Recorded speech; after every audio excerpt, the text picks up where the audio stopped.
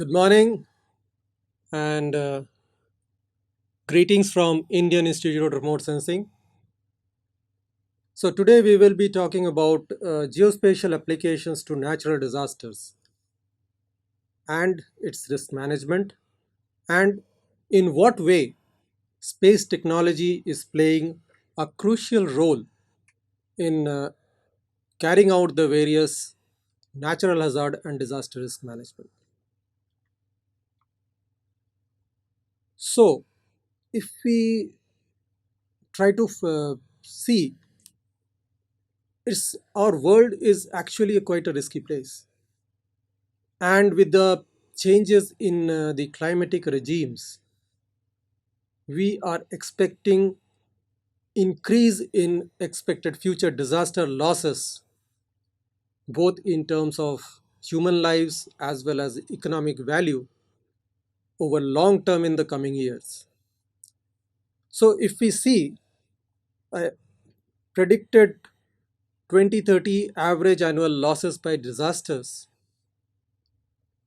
almost all the continents have a major component of flood as one of the key disasters which is going to be rampant across the world.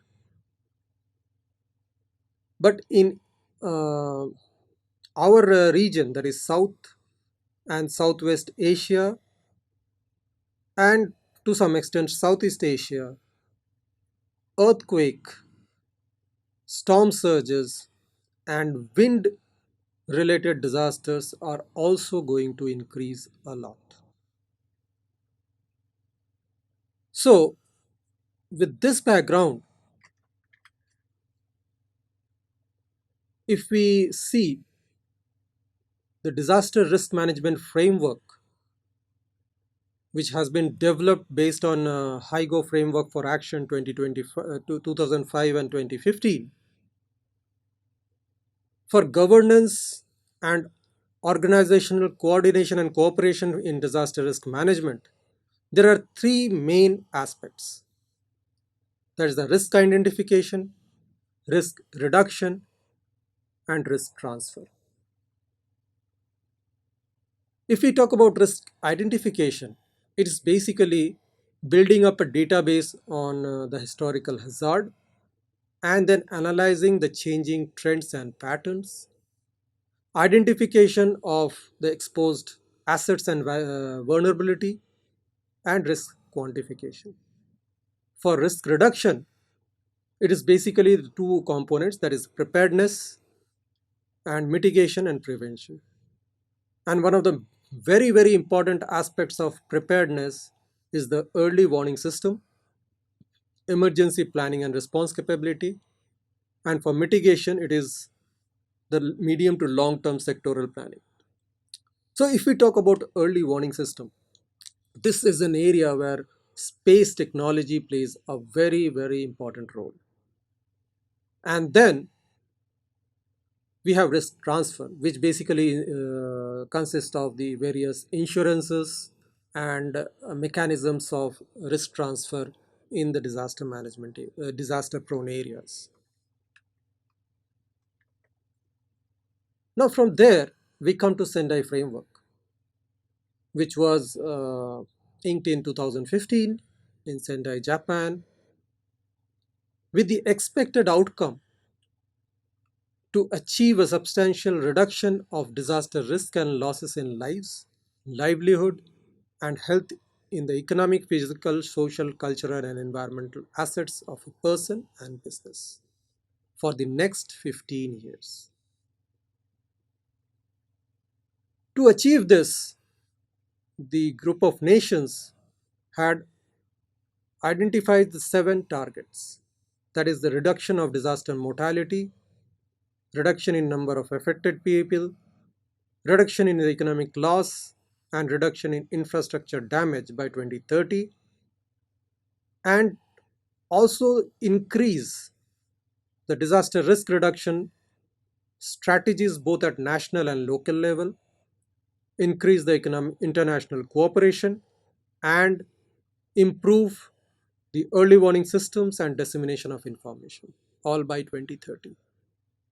Now, to achieve these targets, four priorities of actions were identified, which are understanding disaster risk, which can be translated into understanding the physical basis of disaster or the science behind the disasters. Second priority of action was investing in disaster risk reduction for resilience.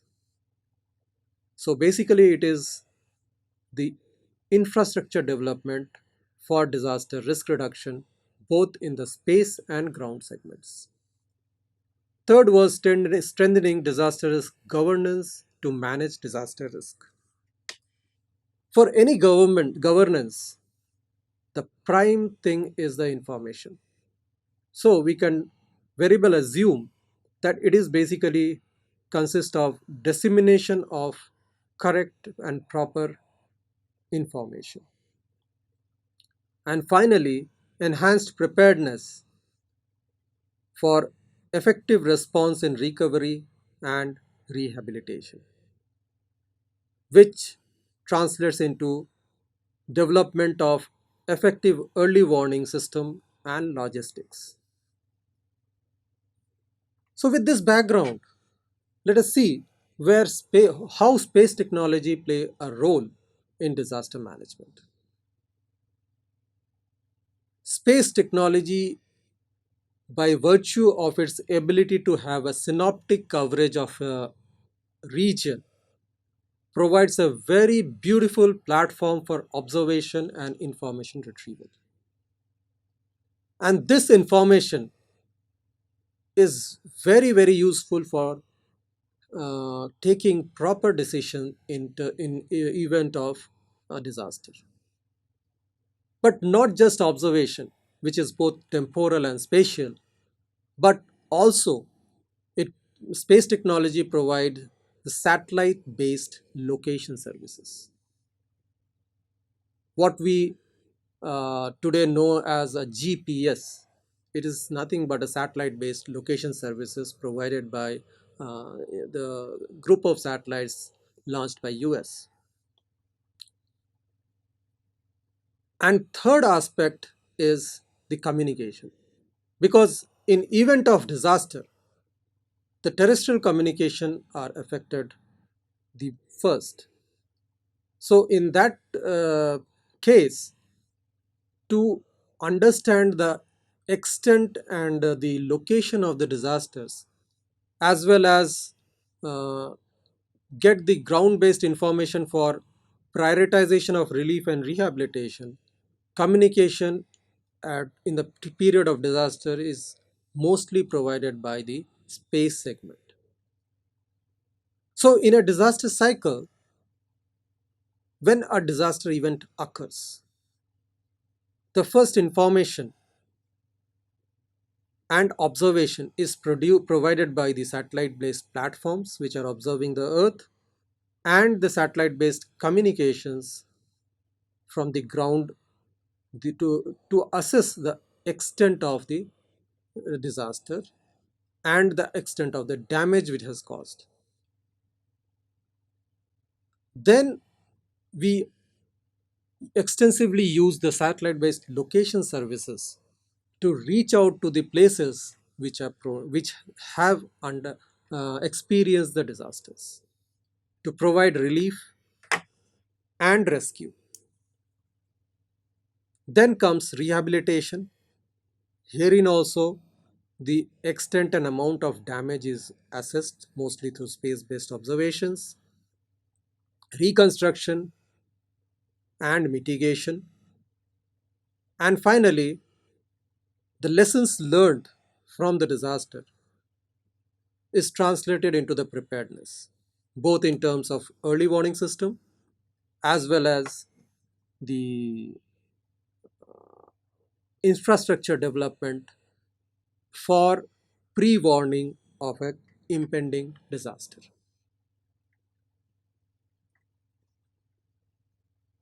So what are our space-based infrastructure which helps us in observation of the earth?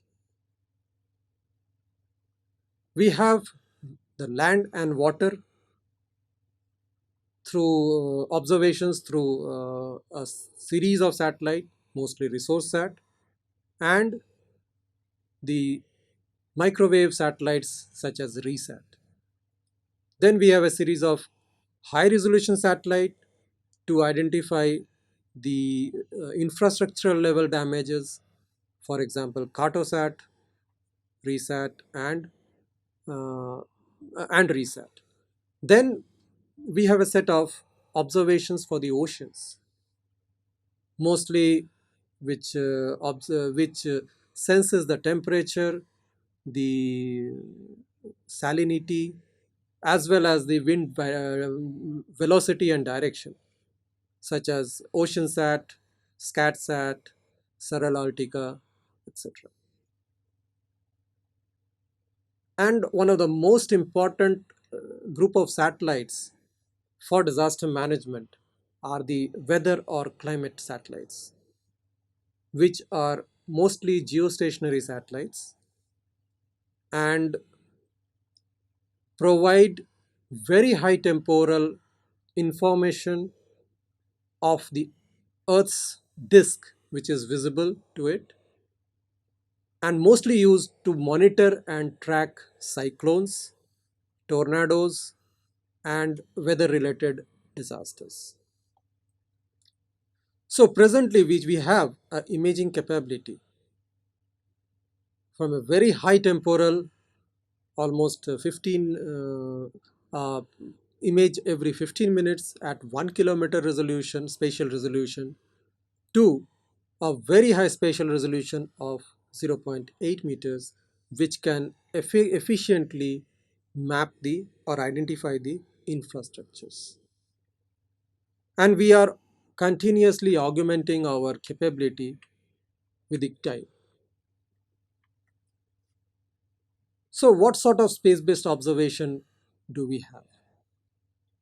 We have low spatial resolution, global level information provided by the geostationary satellites like INSAT 3D, 3DR, which have a very high temporal resolution. Almost every 15 minutes, you get one image and a large swath.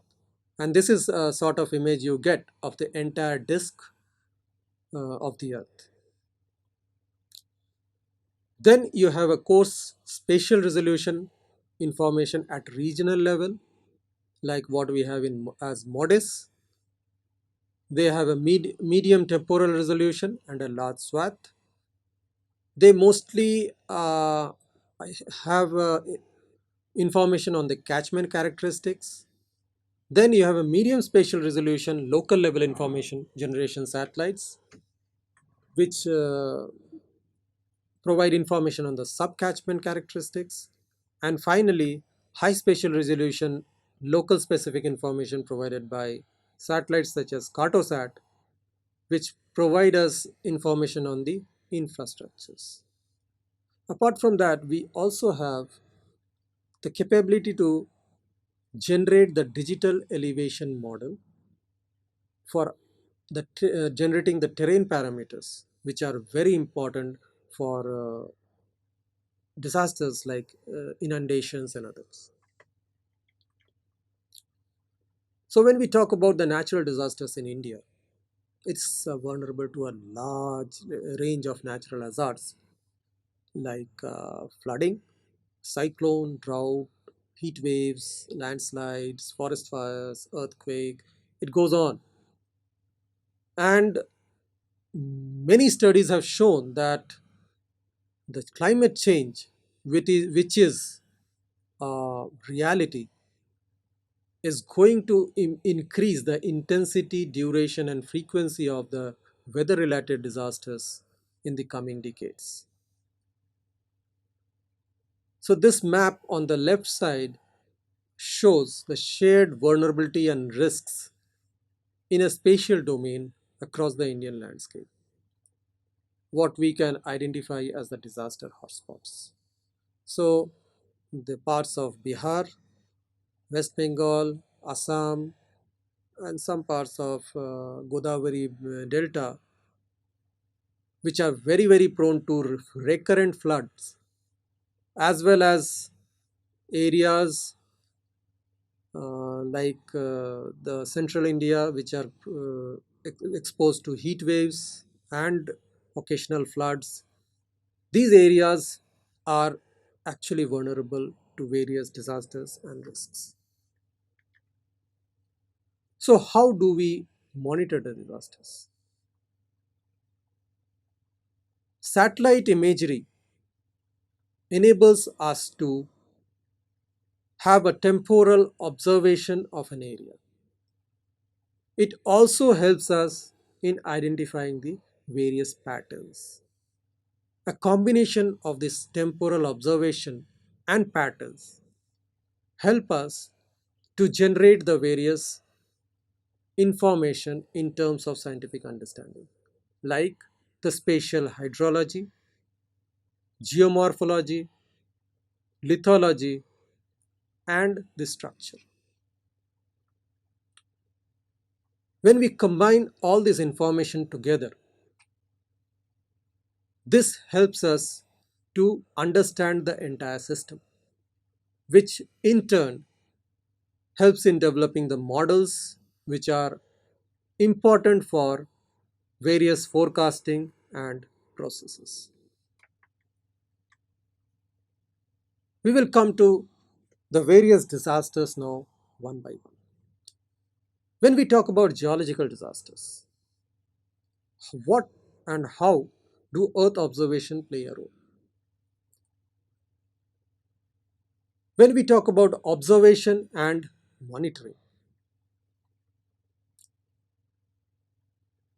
we have various satellites like satellite techniques like interferometric synthetic aperture radar in the microwave domain, which can detect the subsidence on the Earth over a period of time.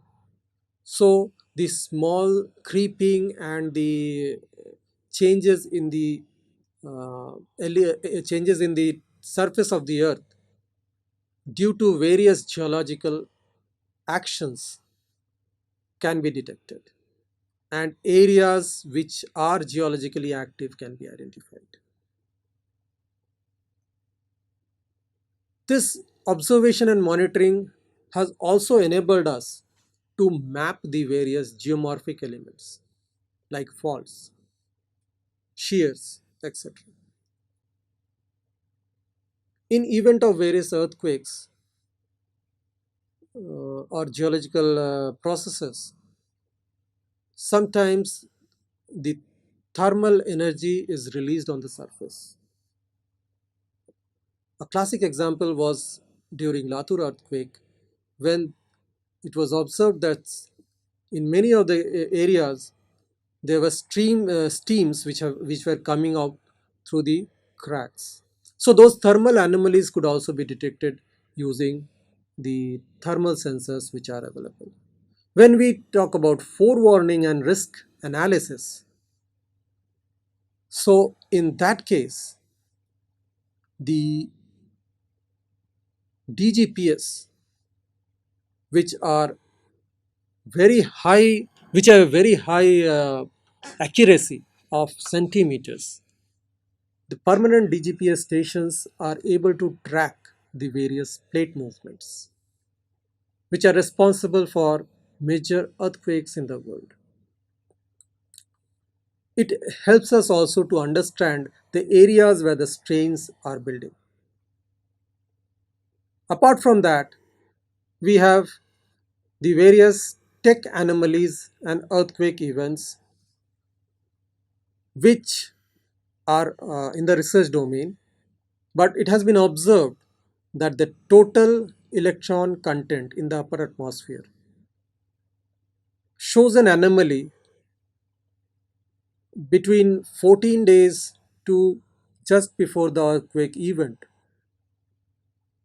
Although it is not proven, but this particular thing shows a good potential as a forewarning for impending earthquakes. The next in the geological disaster is the landslides. Here also space technology play a very, very important role in observations because the landslide scars can be detected very easily. But landslide is also one of the aspects of natural disaster which has been studied to a great extent, and people have developed various models which are able to predict the risks of landslide in different geological formations. One of the good atlases which has been prepared as a landslide vulnerability and risk atlas for the Char Dham Yatra route of Uttarakhand, which is has been used extensively to mm, place or position the rescue and rehabilitation in such a way that the route is seldom blocked even during heavy rainfall. Then we come to the hydrometeorological disasters. Here also satellite plays a very, very important role in observation and monitoring. We have the various optical satellites which are able to detect the extent of the water. But one thing which is very critical during floods is that most of the flood occur during the monsoon when there is extensive cloud cover over the earth surface or over the region. So in this case we use the microwave data to assess the extent of inundation because microwave, since it has a larger wavelength, is able to penetrate through the clouds.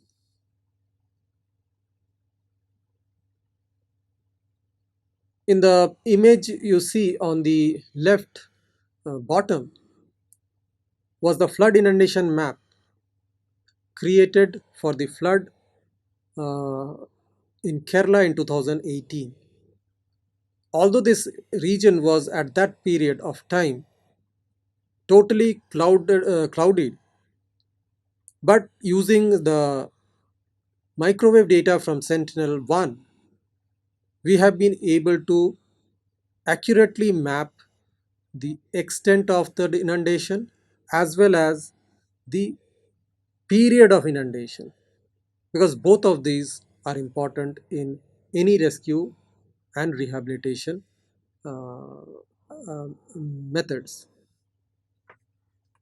Not just that, we have a very good flood early warning and risk analysis system available.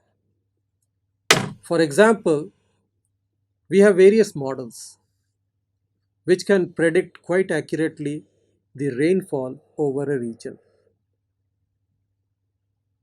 The rainfall as well as the various hydrology and river hydrodynamic models are able to accurately assess or estimate the amount of water which is going to be in a particular basin. And based on that, we have been able to pre-compute or generate the extent of damage due to the impending flood. And this aspect is very well being used in the Brahmaputra basin for various flood hazard zonation, risk warning, early warning, and rescue and rehabilitation. Another aspect of hydrometeorological disaster are the extreme weather events and flash floods. Various space-based informations have been able to assess the extreme rainfall events in various regions of the Western Himalaya. And based on this extreme weather events, because of these extreme weather events, we have flash flood. One of the famous flash flood event was the Kedarnath disaster in 2013. So the satellite-based information or observation, apart from providing the locations of extreme weather events, can also provide the various information on the damages because of the extreme weather events. These are based mostly from a combination of satellite based information and ground based information. Drought, although is a very slow disaster and not spectacular as other hydrometeorological disaster, but is a very important for our country. So being an agrarian economy, drought plays a very important role in our entire uh, system. So space provides a very good platform for monitoring the frequency of drought in a spatial domain, as well as estimating the precipitation of various regions with respect to the availability of moisture to the crop. So based on this, we can identify or model the meteorological drought, which is a departure from long-term average of rainfall, agricultural drought, which is basically a inadequate soil moisture and rainfall, and hydrological drought, which is an imbalance between the surface water and the groundwater. This entire system, that's based on earth observations, uh, which provides information on the NDVI, soil moisture, and to some extent the groundwater, as well as the meteorological inputs. We are able to identify the areas which are vulnerable to drought, as well as generate a drought early warning for time of occurrence, the extent, spatial extent, duration, and severity. Then we come to the coastal disasters. One of the most famous and well documented among the coastal disasters are the tsunamis. We had one in 2004, wherein we have been exposed to a new form of disaster which was not known extensively till then. Tsunamis occur because of geological activity, mostly earthquake, under the sea.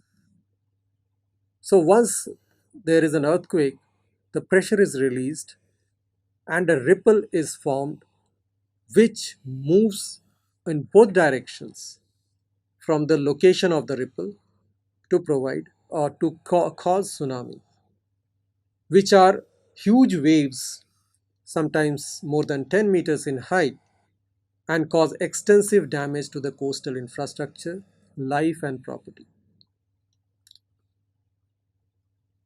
The satellite remote sensing has been extensively used in 2004 tsunami for observing and monitoring the extent of damage due to the tsunami. The extent of damage was so much so that the government of India has built up a very effective early warning and risk analysis system for tsunami, and this entire system is based in INCOIS in Hyderabad.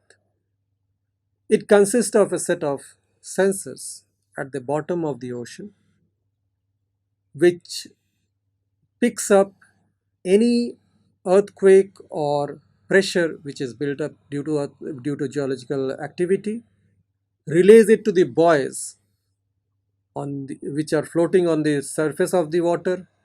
These buoys have GPS. They have a GPS, as well as they are directly connected through a communication satellites. So this information is immediately relayed to the INCOIS or the center, or to what tsunami early warning system center at INCOIS, and based on the various simulations of the amount of energy released at the due to earthquake at the bottom of ocean, the extent of damage is identified, and alert is given to the coastal community through various systems like loudspeakers and radios, so that the people are evacuated before the impact of the tsunami hits the coast.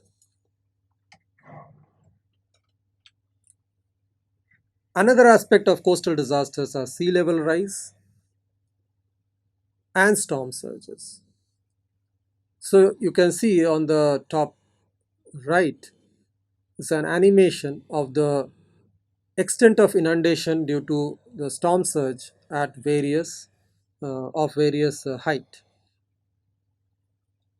On the left, we can see the extent of damage due to the aquifer due to various sea level rise. Storm surges also results in upwelling of the sediments in the ocean, and the extent of the sedimentation upwelling of the sediments is also captured using earth observation system. All of these play a very important role in various aspects of relief and rescue and relief.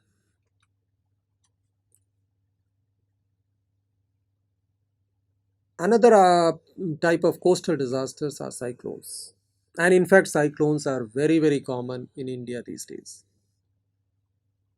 So earth observation actually provides a very effective way to observe and monitor and track the cyclone. It also provides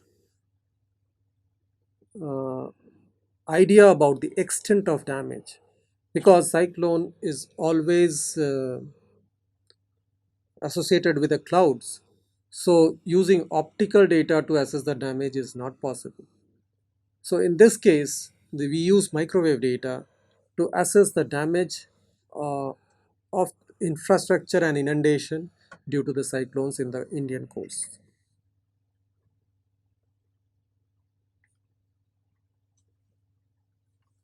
Another aspect is human health and disease surveillance. So how do we identify the spatial distribution of various diseases, their prevalence and spread?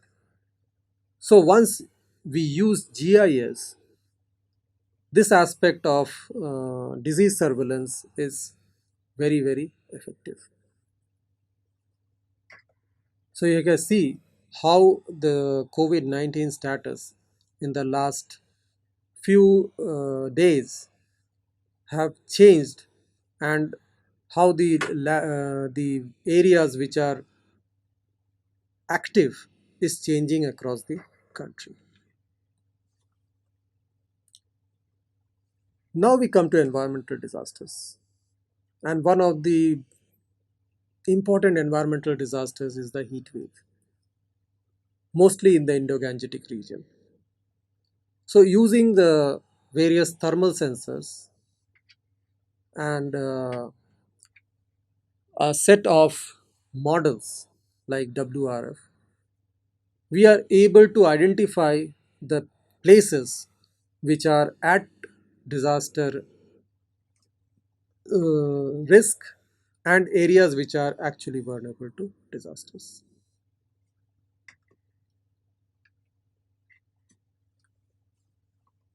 Another aspect of environmental disaster is a forest fire.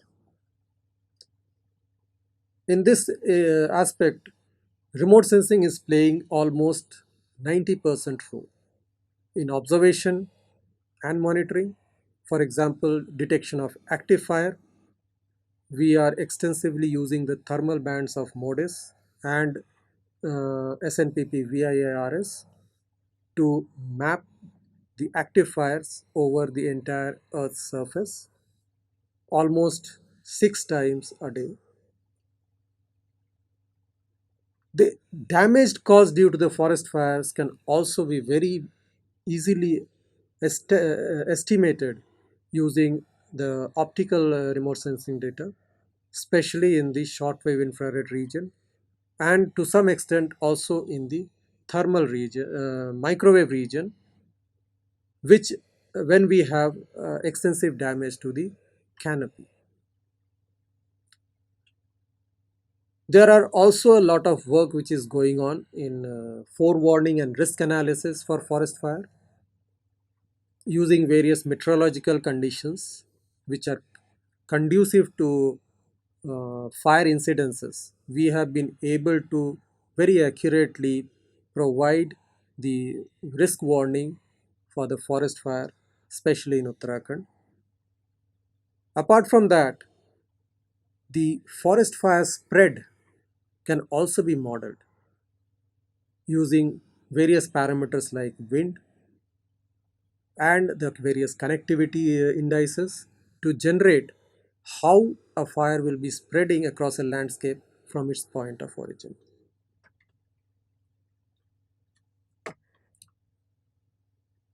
Black carbon emission and various aerosol in the atmosphere is also one of the serious health hazards and an environmental disaster. So, using various satellite sensors which are able to monitor a regional level atmospheric profile using various radiometers, we have been able to identify the locations and sources of various black carbons. For example, biomass burning, coal and diesel burning, and also crop residue burning, which I think those who are staying in Delhi are very well aware that it creates a huge amount of health hazard during months of November and December. Using the various Earth observation systems, we have also been able to track the dust storms which originates across the border in the deserts and the plains of Pakistan, and how the dust is transported into the India's Indo-Gangetic plains of India. This entire thing is now available as a 6 hourly forecast of dust and PM in our own website. Then we also have industrial hazards and disasters,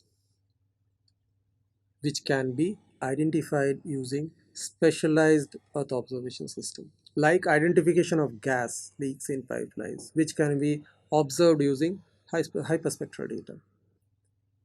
Then identification of the fire in hazardous waste dumps and their extent of damage. Identification of oil spills due to various accidents in the sea, and the various industrial hazards which are there, mapping and monitoring of them. Now we will just take a recap. So, what are the aspects which can be addressed through remote sensing in natural hazard and disaster risk management? So, it is all the things which is observable on the surface of the earth.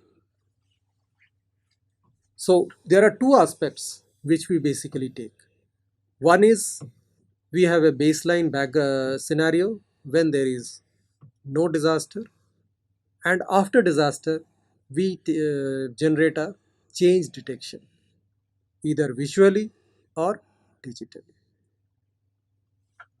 Another very important area is in case of flood. How do we take care of the cloud cover?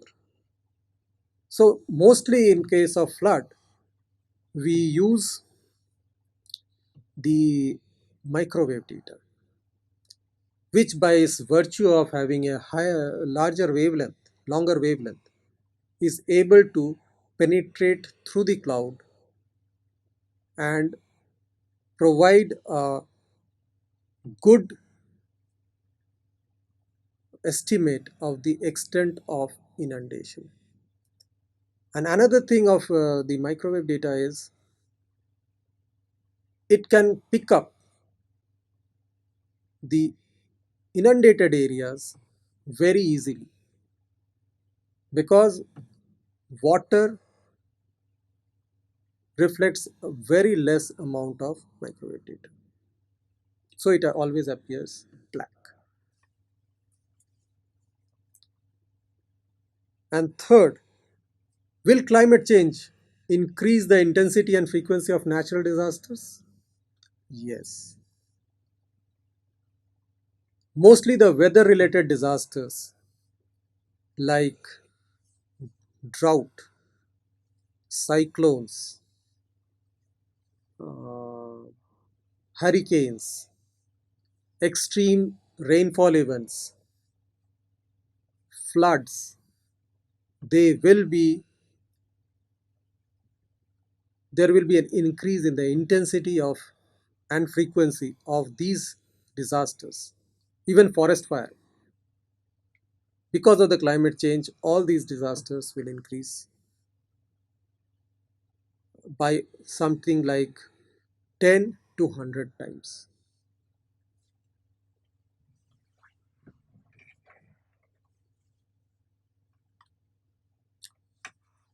Now we come to the other aspect of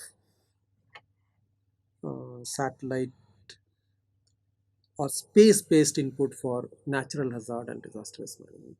I think you have already been apprised about the various GPS-based system or the uh, location-based services. So just to have a recap, we have for our own country the Indian Regional Navigation and Satellite System, which is an indigenous navigation system consisting of three geostationary satellites and four uh, satellites which are at inclined angle, and they provide a GPS positional accuracy of better than 10 meters for an area of the entire Indian region as well as 1500 kilometers surrounding it.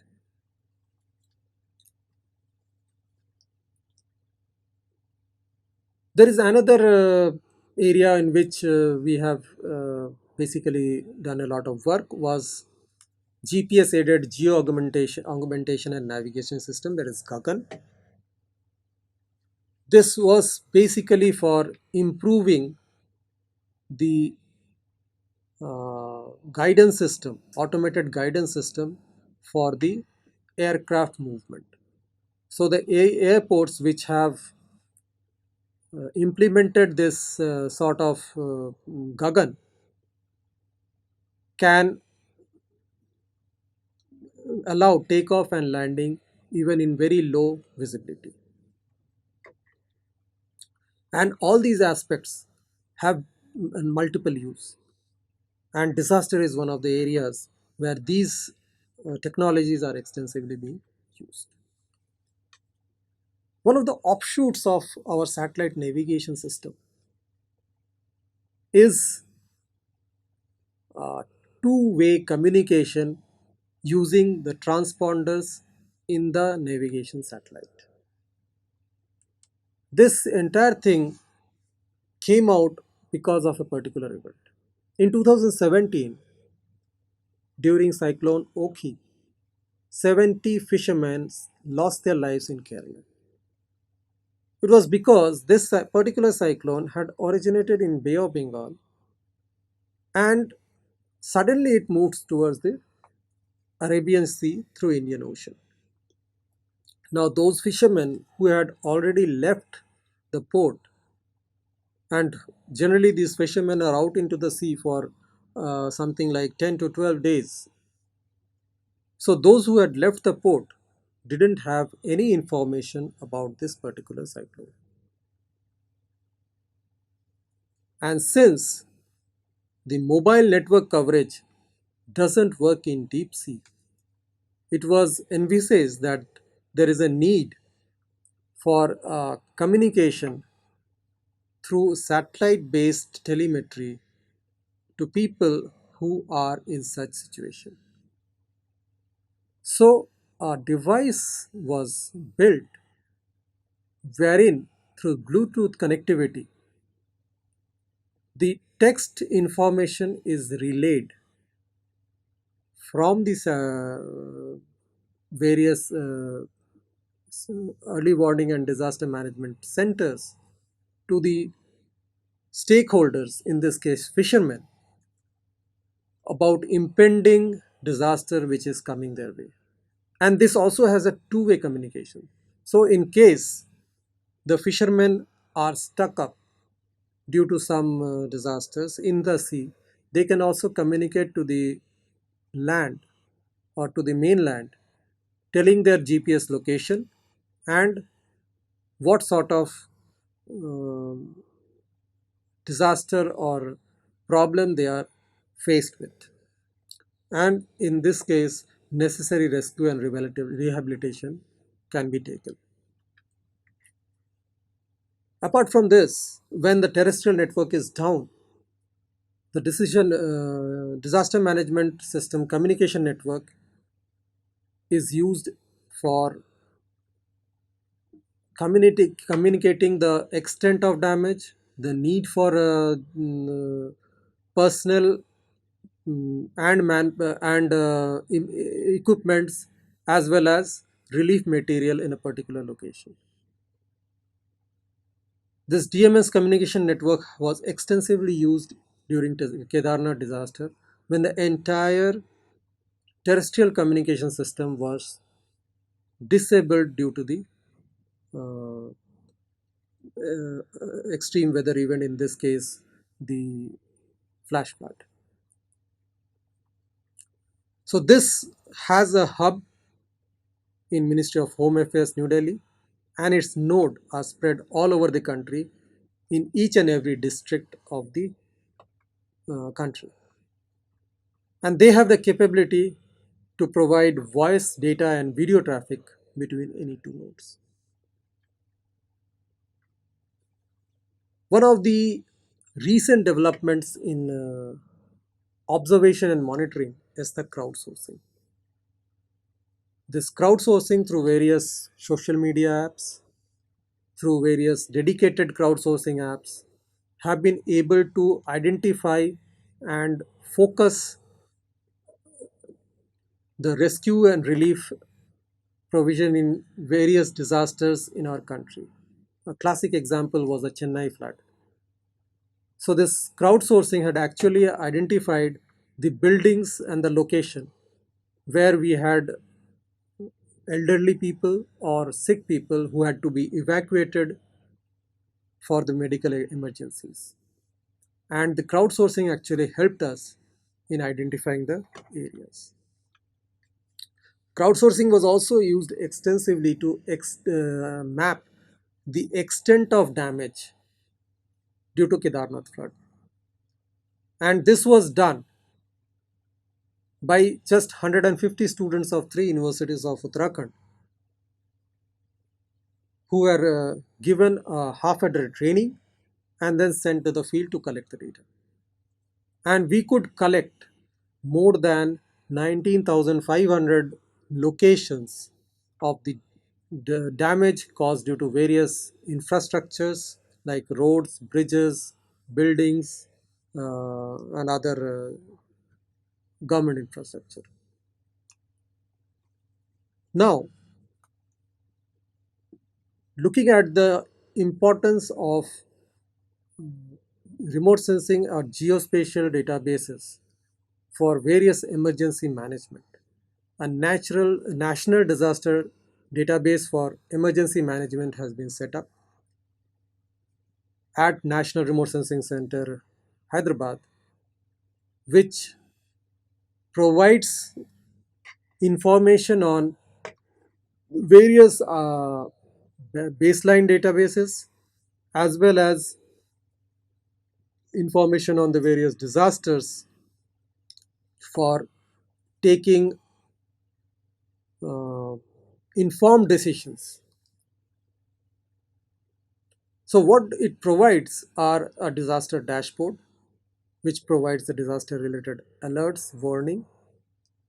It provides a portal for incidents reporting, for example, a disaster event reporting through mobile apps or SMS to the portal. It helps or it provides data visualization in form of detailed multi-scale geospatial database and services with satellite imagery in the background. This also provides decision support tools, which are GUI based tools for decision making. And it also provides the interaction or communication exchange through audio, video, or chat. This portal also has information on the various resources and inventory. So this helps us in resource and inventory allocation as well as tracking of the movement of the resources and inventory in case of disaster. It also supports the Indian Disaster Resource Network for rescue equipment. It has a mobile apps and data inventory. These are some of the decision support tools which are provided in NDM. For example, it has the proximity tool. It can allow the user to add database to the particular this portal. It also has a network analysis tool for providing the shortest path or the alternate path in case there is a damage to the infrastructure. And it also provides multi-layer analysis tool on all on the web interface. So you need not have a specific software to do all this analysis. So with this, we come to an end of this lecture. I believe there will be some questions. So I would request you to kindly type out your questions so that in few minutes we can take the questions from you. Thank you very much.